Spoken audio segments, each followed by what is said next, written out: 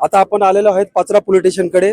या ठिकाणी काल नाशिकमध्ये मंत्री गिरीश भाऊ महाजन यांनी छत्रपती शिवाजी महाराजांचं नाव घेतले, परत संभाजीराजे यांचं नाव घेतले आणि महापुरुषांचं सगळ्यांचं घेतलंच पाहिजे।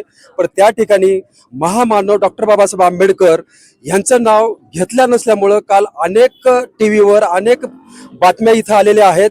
त्याच निमित्ताने आज पाचोऱ्यामध्ये हे निवेदन देण्यासाठी आणि हे रोडवर इथं सगळे उतरलेले आहेत। सगळे काही पत्रकार बांधव आपल्याशी बोलतायत ते। ताई, तुम्ही काल आवाज उठवला एवढ्या मोठ्या संख्येमध्ये, पण थोडीशी आपल्या नोकरीबद्दल तुम्हाला अशी काही भीती वाटली नाही का, माझी नोकरी जाईल असे काही?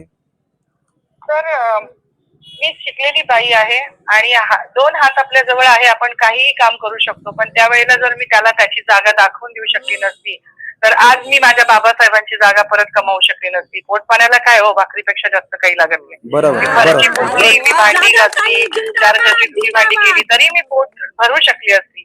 मी लाचार आयुष्य नसतं जगलं, पण माझ्या बाबासाहेबांना मान कधी मिळाला असता? अजिबात नाही।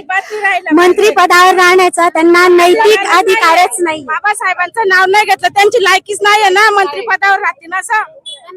सगळ्या महापुरुषांची आठवण राहिली आणि बाबासाहेबांची कसं काय त्याला आठवण नाही राहिली?